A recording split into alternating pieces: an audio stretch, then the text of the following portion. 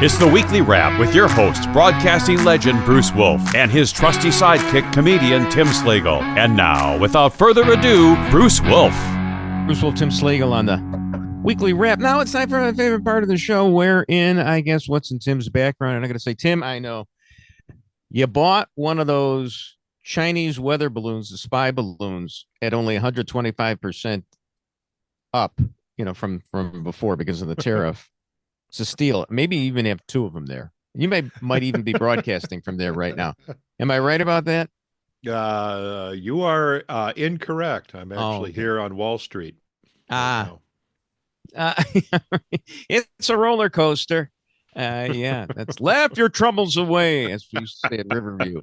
That's great. That's great. All right, when did this all start? Like a week or so ago, and I knew that it was going to be like that, and then we'd come to the point where, he caved, but it's still uncertainty. And I'm getting dizzy. My biggest beef, of course, is with first off, I saw Rich Lowry from National Review say, why didn't he just punish China with tariffs and enter into negotiations with trading partners? See, Rich Lowry, he doesn't know anything about TV. You got to make a show out of this. Look, I'm a TV guy. I understand what Trump is all about. And he's always topping himself. That's a tough thing to do. Do you remember when he was going to build Mar-a-Lago in Gaza? That seems like, 3 seasons ago. That's like 1883, not 1923, which we'll talk about later. Did you see 1923? I did. I knew you wanted to talk about it, so we will talk about it. A little. I'm all caught up. Little tease on that. Anyway, okay. My biggest beef is, of course, with Mike Pence. So Mike Pence tweeted yesterday. If we have that, Chris, I don't know if we got that, but he basically said that he's grateful to the president for restoring some confidence in the markets. So look, I am grateful that President Trump is committed to embracing a pause on many of the broad-based tariffs. This is more than 280 characters, I could tell you that. But anyway, the whole point is he's grateful. And that's where I stop. And you don't have to do this, Mikey. You're not the vice president anymore. You don't have to suck up to him. And it's precisely because you didn't genuflect that you're not the Veep anymore. And while we're being truthful here, Mikey, you and I once did 2 hours on WLSAM on a Saturday. I think I've mentioned it here before. And, he was gracious and informative, but he talked too much. He was as boring as hell. And that took time from me trying to be funny, like I'm not being now. But this guy still thinks he's in the game. I think he looks at himself as an elder statesman or something and has to be grateful. If anybody agree or disagree with what he did on January 6th, he shouldn't be grateful to Donald Trump. But he says he's a weasel. Well, I take issue with the didn't genuflect. No, he clearly put a knife in the president's back. You go. It wasn't a lack of genuflection. It was absolute treason. Oh, there you go. Well, if you look at that, why is he doing it right now? So anyway, because he's trying to get back. He still thinks it's everyone's eye in 2028, and he's thinking, is Biden as as the VP took an off term before he ran again, and he's thinking that maybe. How old is Mike Pence? He's I don't think he's as old as he looks. He doesn't dye his hair. So you actually, was it in person or did you do a remote show? No, it was at that time. This is about 12 years ago or something. He was a congressman at the time. It was before he was governor. He was a congressman, and he was, But did he come into the studio? No. It was a phone call. But he was on for 2 hours, and he was informative. But he looks to me like he smells of hair product and cologne, and I wanted a verification on that. Well, I could smell it through. It wafted through the receiver. So, he's 65 years old, same age as Freddie Couples, who on the day that we're taping this, actually got an eagle on the 14th hole of the first round of the Masters. So wow. Well, there you go. And we may not have time to talk about the Masters. I should just mention, because I'm addicted to that. I'm a golfer. That apparently, no, I want to get to this before we forget. Oh yeah, if you watch the Masters, you'll hear all this bird noise in the background. Did you know that CBS years ago? I got a great memory for these things. Years ago, CBS got caught using fake bird noise because an ornithologist was watching and he recognized that the noises, the bird calls, were not indigenous to Augusta, Georgia.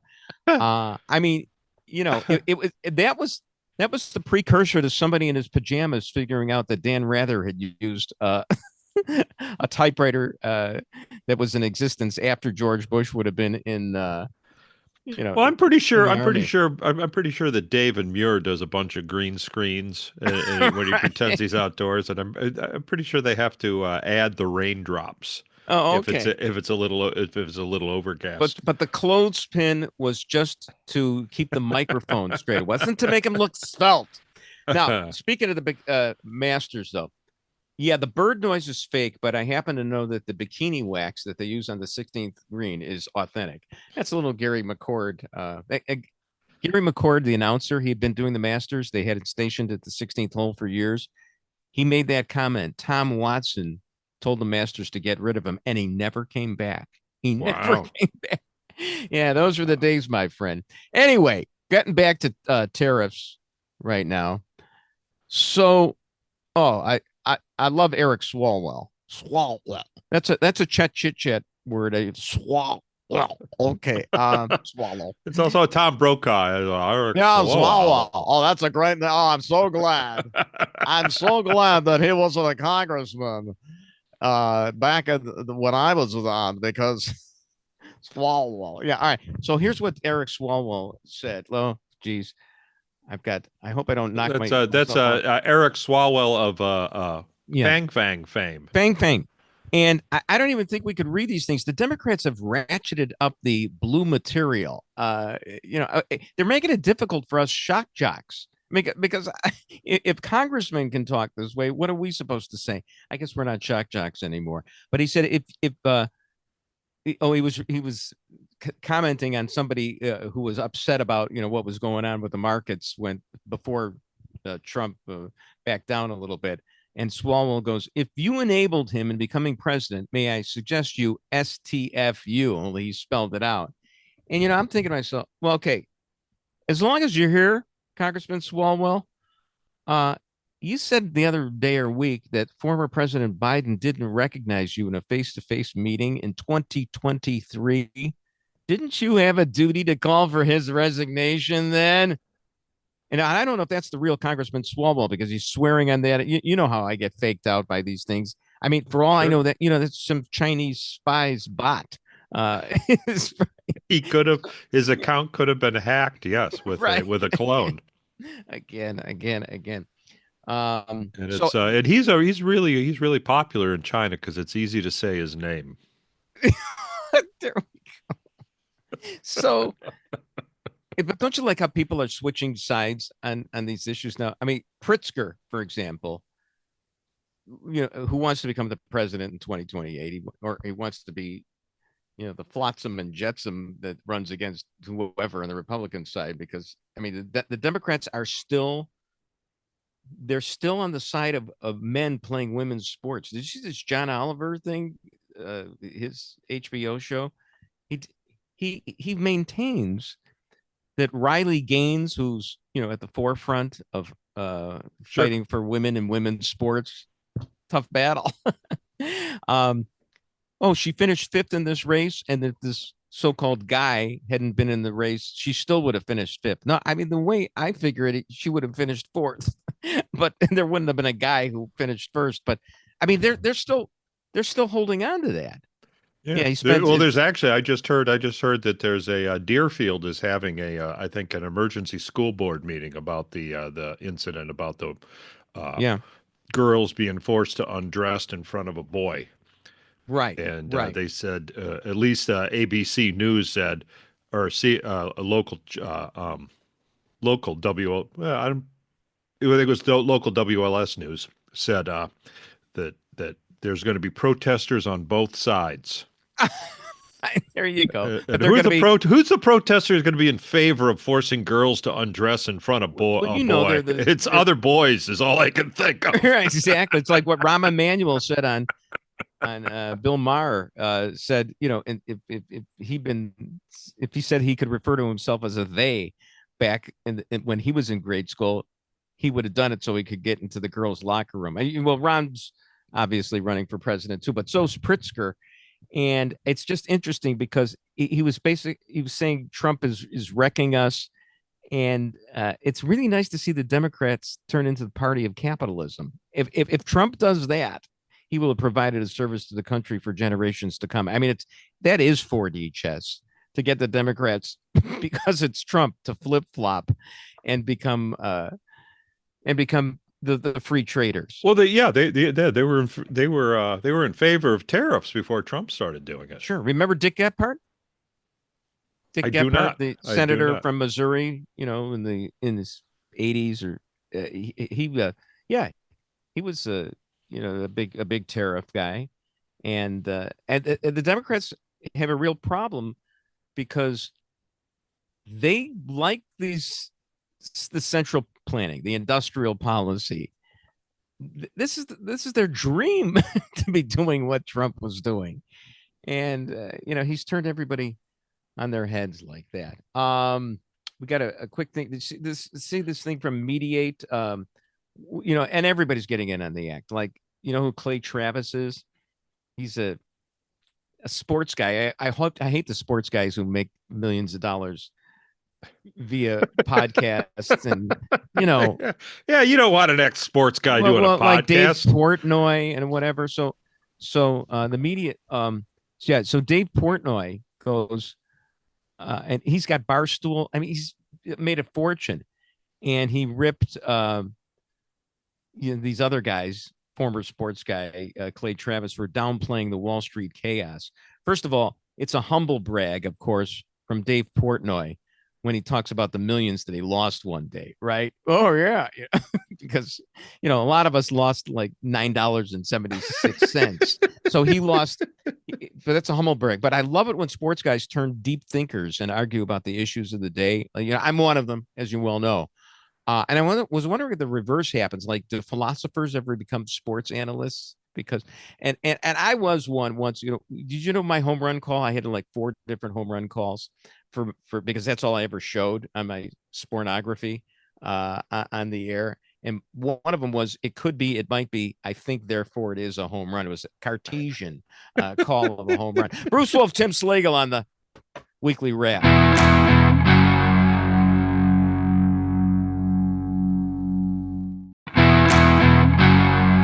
Bruce Wolf, Tim Slagle on the Weekly Wrap. So, sticking with this theme of everybody's getting dirty on Twitter, I think Elon Musk started spreading all the filth around because, the Dispatch, Steve Hayes and Jonah Goldberg put out.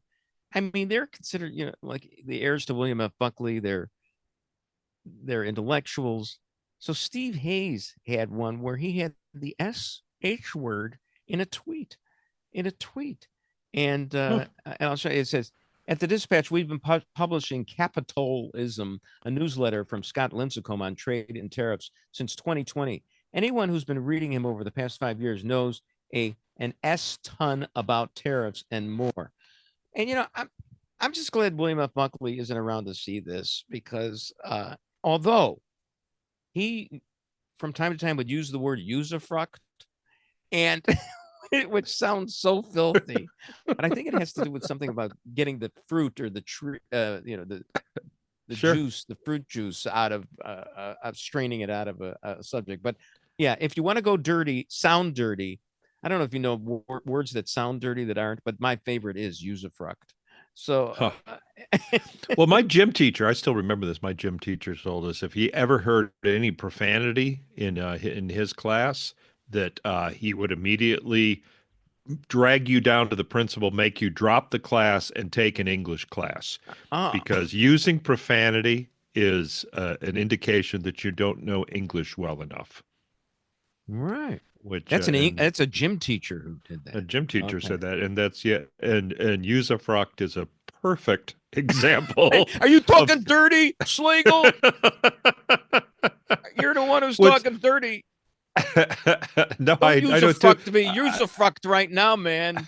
Use I a do fruct. too much English. That's what. Yeah. All right. It's actually interesting because George Carlin, his Sure. 7 dirty words that you'll never Yeah. hear on television was a iconic piece. Oh, of But course.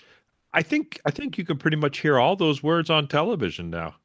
I think everyone has been on streaming. Granted, some of them might have made it into the into prime time or Spoiler later alert. Spoiler alert. White Lotus. Are you going to watch it? Season 3. Have you watched it? No, I am not watching White Lotus. I don't know that I will just tell you.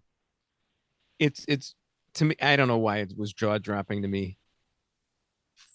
Full frontal male. I mean, and an old guy too, and it just leaves.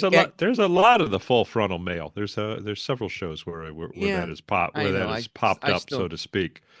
That as far as I'm concerned, that ain't right, man. That ain't right. The gym teacher was should send it that director to the English office. It's my understanding though that it's okay as long as it's flaccid. Was the White Lotus flaccid? Or was it actually? I kind of wish that it hadn't been because it was kind of humiliating. Oh, wow. Oh, wow. It got your attention, so to speak. Well, it wasn't standing at attention, but anyway, so let's go back to what I was saying about George Carlin is that now here we are, in the new century, and there's probably 7 words that you'll never hear on television again that were heard quite often in television. Before on Archie Bunker. I know where you're going to go, Red Fox. Go ahead.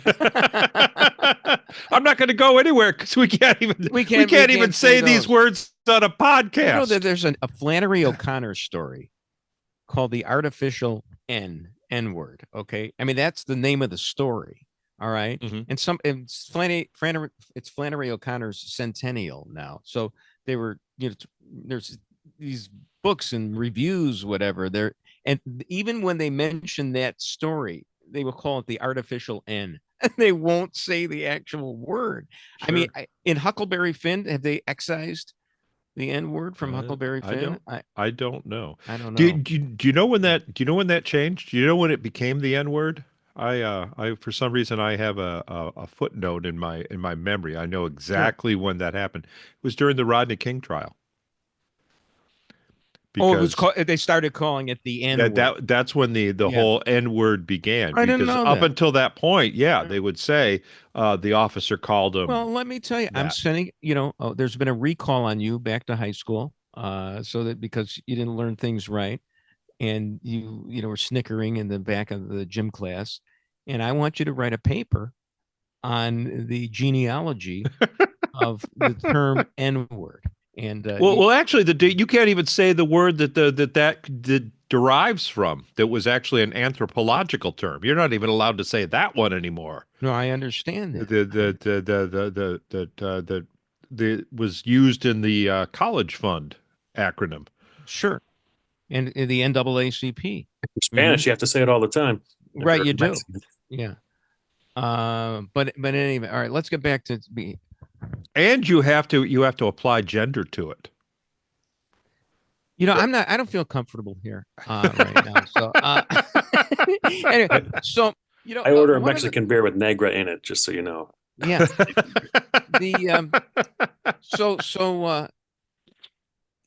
This whole situation reminds me, because everybody's worried about there are no good jobs anymore. It reminds me of the Sam Kinison bit, at least my third favorite one, where he's talking about that we shouldn't give food, care packages, or anything to people in the desert. We should just go there, and I can't imitate Kinison and say, no, move from the desert, go where the water is. That's why you're starving.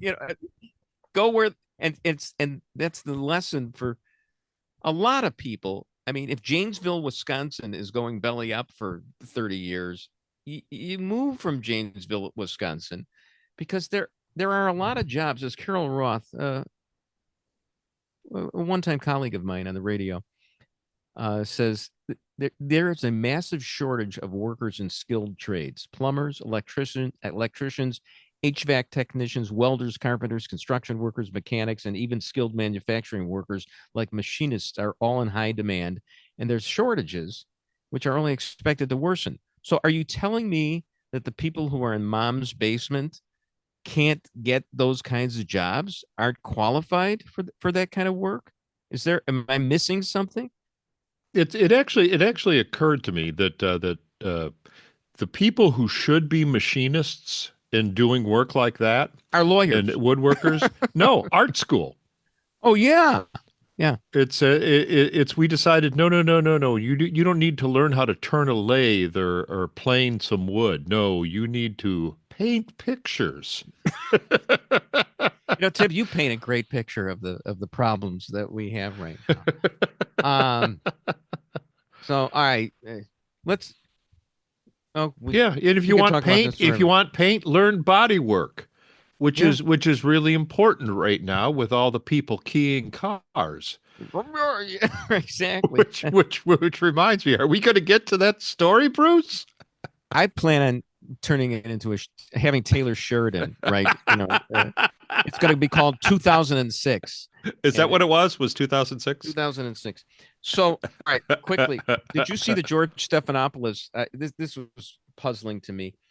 So, apparently, he's admitted that when he interviewed Biden after the debate, it was heartbreaking. George Stephanopoulos called Biden heartbreaking up close after the debate with Trump, and it's in the new book. Well, thanks, George. I mean, thanks for telling us now. Now, wait a minute. Here's another thing, though, another wrinkle. Apparently, before the election or before they got rid of Biden, or at some point, he told TMZ that it was heartbreaking. I don't know exactly when that was, but it was a while ago. But then he regretted saying it. So follow this. He regretted telling the truth about Biden, because why would you want a journalist to tell the truth? He worked for the Clinton administration. You don't want a truth teller in the Clinton administration. Absolutely. MoveOn.org. But George cost his network $15 million. 15 mil. Yeah, right. Which is more than the cost of a keyed car at an auto show. But which just shows how fair I am, because we've talked about this before. The Trump lawsuit for libel against Stephanopoulos was absolute BS. I mean, so basically, I'm defending a hack, Stephanopoulos, because that's just how fair I am, because I call him like I sees him, balls and strikes. So, but Stephanopoulos talking that way, that he regrets telling the truth. It reminds me a little bit of Mitch McConnell when he was interviewed on 60 Minutes, and he in a biography of him, he's quoted as saying what a doofus Trump is, and I think Leslie Stahl says so. But you're upset about that. And he said, "Yeah, well, I didn't want that to come out." Yeah, I believe it, but I never said that publicly. And that's nice. I mean, the truth is way overrated, right? I mean, you don't say that a bride is fat because she's attractive to the groom. I mean, there was a whole Jim Carrey movie about that. Liar, Liar, I think it was. So where you actually, could not tell a lie. Exactly. Is that right? Exactly. All right. So now that we plan on lying in the next segment over and over and over again, and I've got a whopper of a story about how I got fired. Bruce Wolf, Tim Slagle on the Weekly Wrap.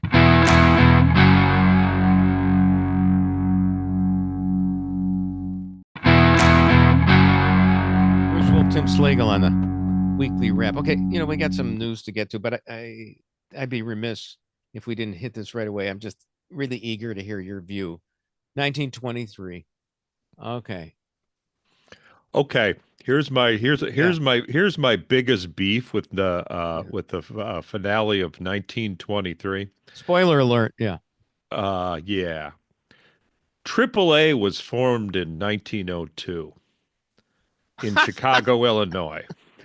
I cannot believe that a wealthy British couple from Winnetka would not have called for a triptych before they decided to drive 1,500 miles across the country and realized that how far the gas stations were in between each other, and not maybe gotten a jerry can full of gas because they were only 3 miles away from the next town when the car ran out of gas. 3 miles. I mean, and she could have walked it and probably would have lost less limbs if she had walked the Speaking of 3 her limbs, miles well, into town. First of all, I mean, that was riveting. I gotta say, best fire ever.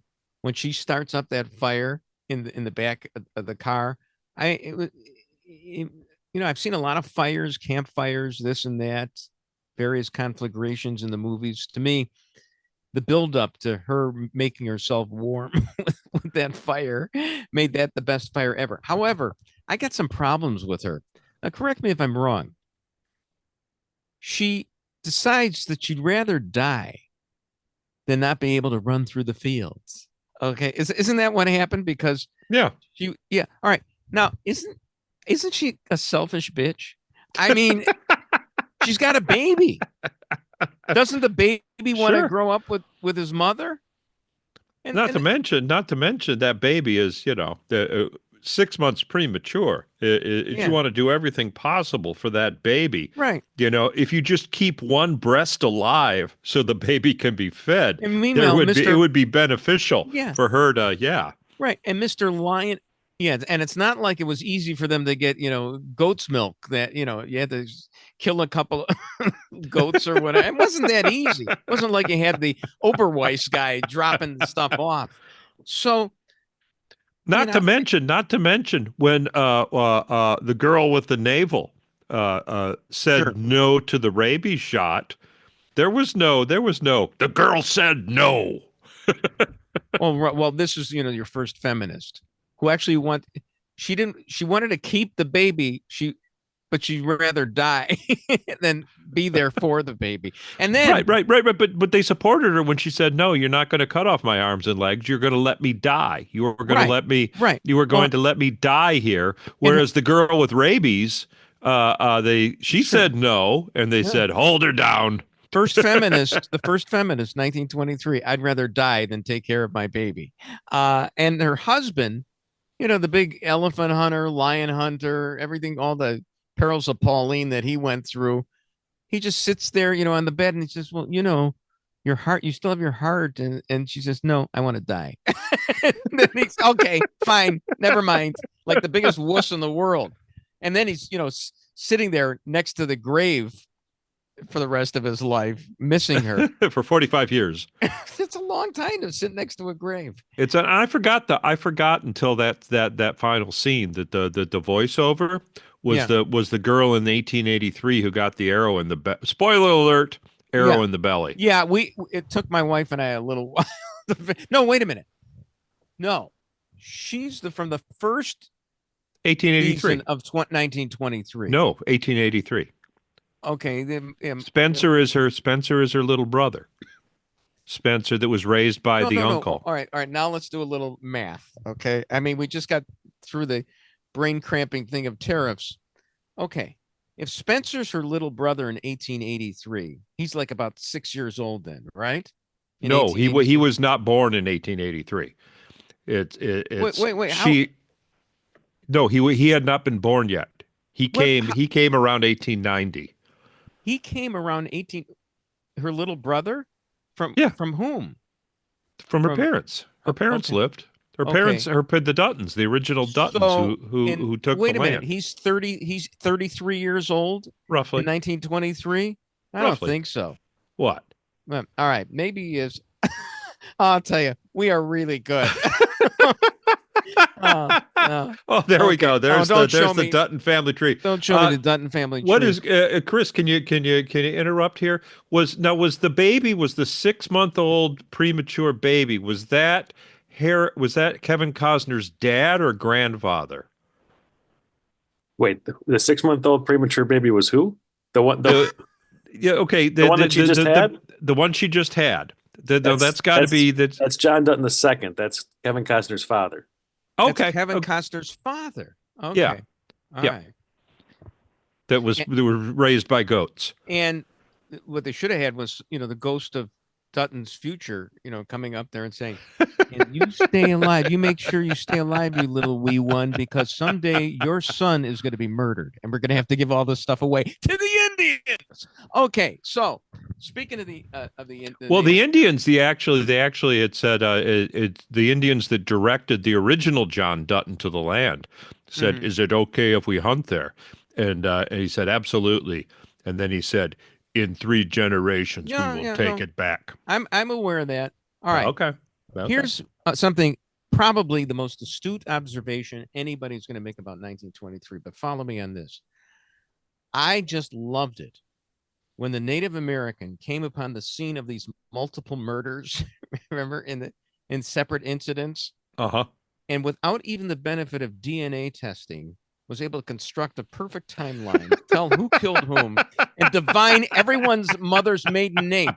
And get this, I think it no coincidence that the sister of Dexter, you remembered what Dexter did? Blood splatter analyst.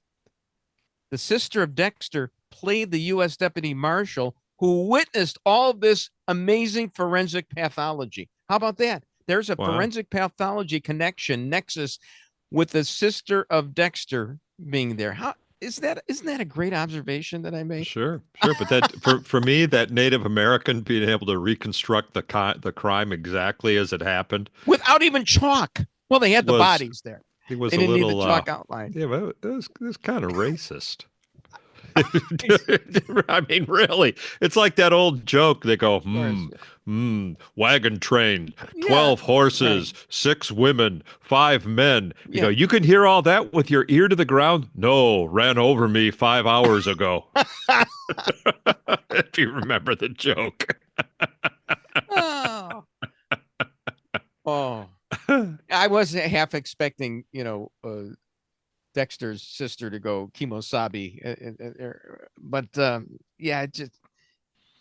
was amazing. And of course, and then of course the little Indian girl gets off and goes, "Well, I don't know what to do now." And he says, "California is the place you ought to be."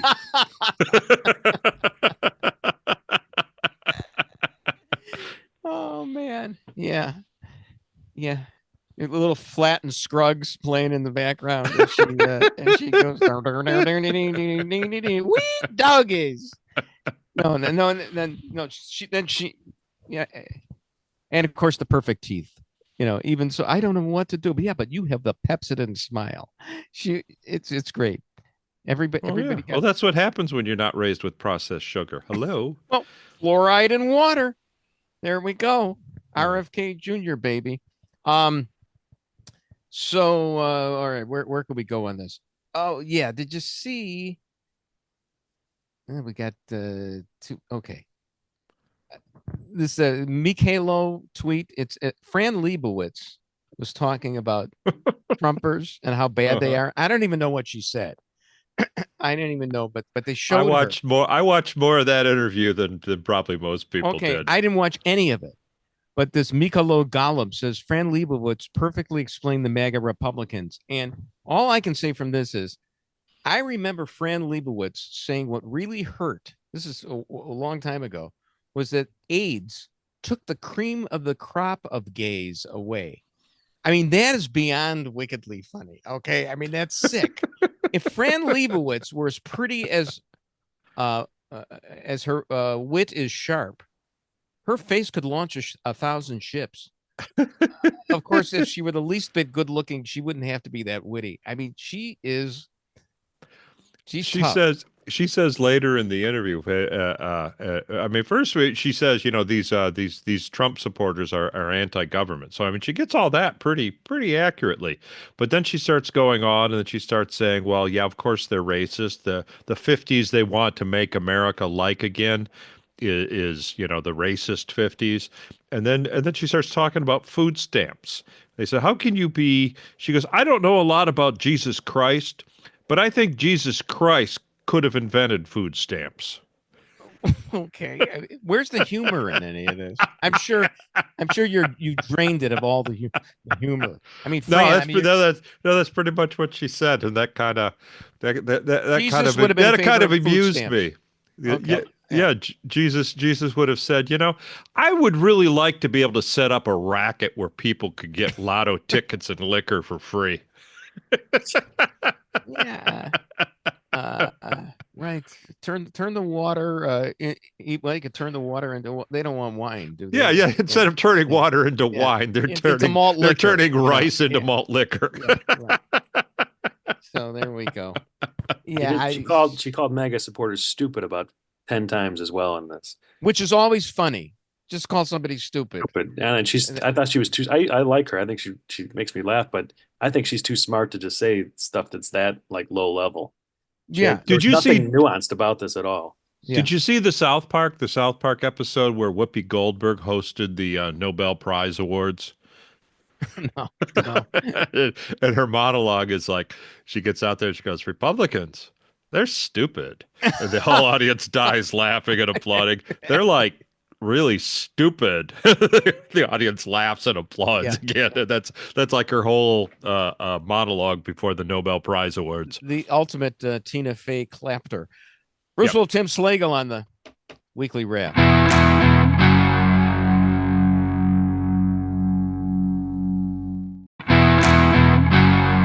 Bruce Wolf, Tim Slagle on the Weekly Wrap. Coming up in a couple of minutes, part two of my firing 19 years ago. I'm on the edge of my seat, Bruce. Yeah, I've been waiting. I've been waiting 3 weeks for this for this season finale. But first, did you see Monica Lewinsky? She was on the red carpet, or as opposed to the Oval Office carpet. She's got her hair streaked nicely. She's wearing a formal black dress off the shoulder. Lost a little weight. Looked like she lost the dresses weight. Don't stain that way when they're off the shoulder. Right. No, she looks really good. And I've got it here. Oh, what did I do with this? She doesn't look like Monica Lewinsky. I think wasn't her dad a plastic surgeon? No, well, and think about it. She was the Hawk Tuah of her day. And sure. But she took a respected name and gave it a second meaning. So, to me, Monica Lewinsky is a little like Walter Cronkite, because she's famous for that one thing. Walter Cronkite famous for taking off his glasses. Monica Lewinsky famous for kneeling before Bill Clinton. I mean, it's one little the resolute thing. Desk. Yeah, right. So, underneath the resolute desk. Yeah. Walter Cronkite, I actually heard, and I thought this was kind of interesting, is a lot of people, why people loved him so much, thought he was Walt Disney. They thought he was Walt Disney. Yeah, right. Because he kind of looked the same. Of course he did. Absolutely. That was the look in the late 60s, early 70s that Uncle Walt. We had two Uncle Walts. Oh, Brian, the same. I didn't even realize it's the same name too. Same name, same mustache. Yeah. Same hound dog jowls. Would have been a little different though. Direct from our newsroom in New York, this is the CBS Evening News with Walter Cronkite and Goofy in Florida, and and Donald Duck had a friend who used to do a parody of the Walter Cronkite CBS Evening News opening. It would be the CBS Evening News in New York with Terry Drinkwater in Lake Michigan and Roger Mudd in the Okefenokee Swamp. Yeah. That bit is from a friend of mine from about 60 years ago. Okay, so I saw, I mean, this is sad. This local sportscaster named Rory Spears, he did golf things, and he was very minor. I think I knew him a little bit. He had there was an obit on him in the Tribune this week. And my first thought, of course, was, well, I'm a shoo-in now for an obit from the Tribune. And here's the problem.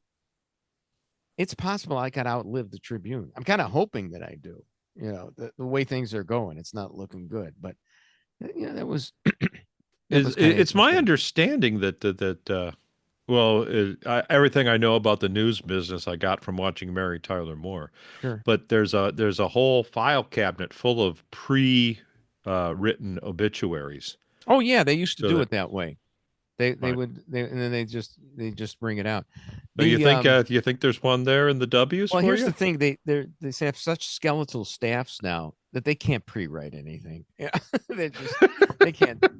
They don't have time to be writing obits. Oh, yeah. But they might have had it written. It might still be there from 2006. Well, yeah. Let's go. When my career was killed.